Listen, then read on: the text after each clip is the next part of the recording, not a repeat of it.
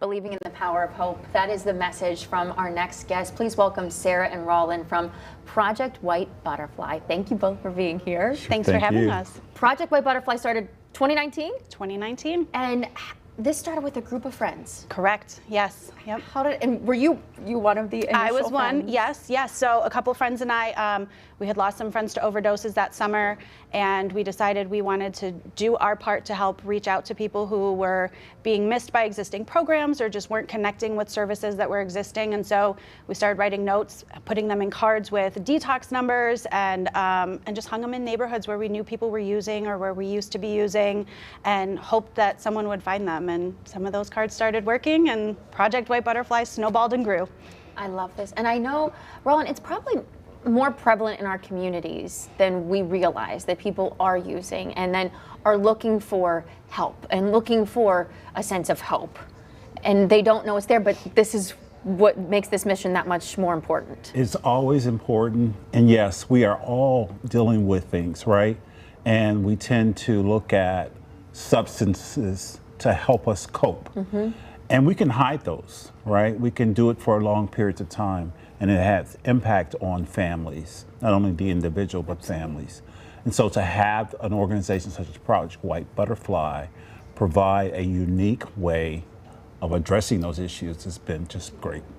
And Sarah, I think it's beautiful that you have been vocal about your story and how this all came to be for you. And I think if someone's out there watching right now and they're on the verge of wanting help and maybe don't know what to do, I think hearing your story would be so important for them. Yeah, that's at Project White Butterfly, we're people with lived experience. We've been through it. We have found a path of recovery that works for us, and we have created a space where hopefully people are comfortable to come and talk about their own personal journey and their unique journey in a space where they know that people will understand and they won't be judged for it. And so a lot of times when we're out doing street outreach, we have people walk up to us and just start sharing their life stories because they do feel comfortable, and we're just grateful to be able to provide that space for people.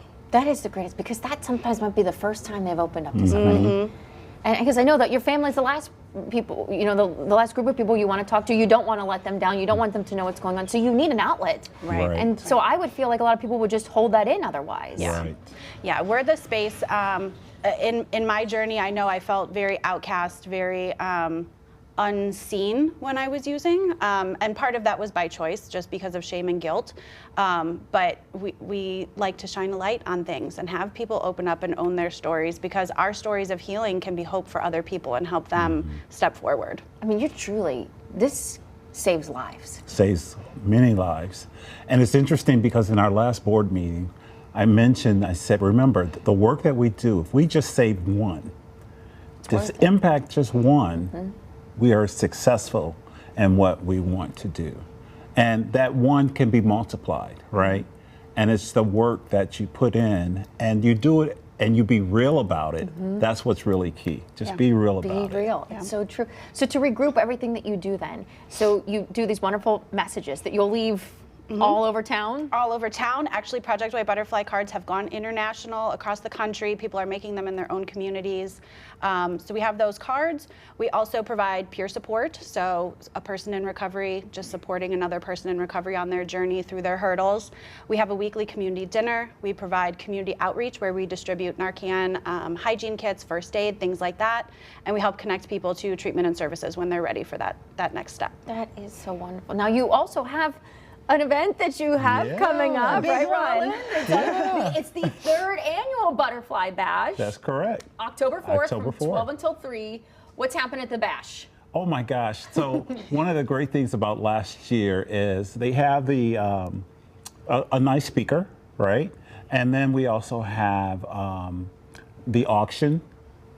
But the most exciting part that for me was the butterfly release.